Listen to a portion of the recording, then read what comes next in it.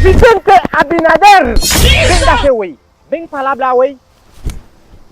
Tienen dos cosas para ustedes.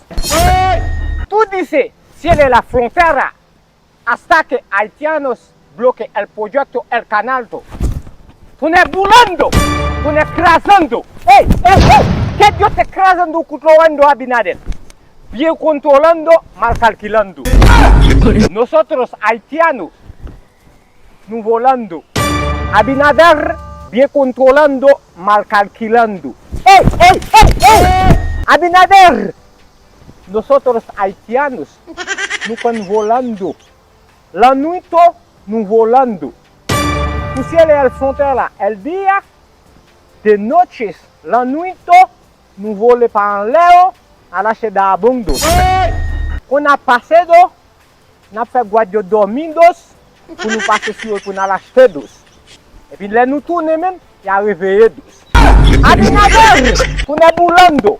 Où est nous-mêmes ici? Ça fait chaque jour nous pas venir acheter America, nous pas venir Kai Biden chaque jour.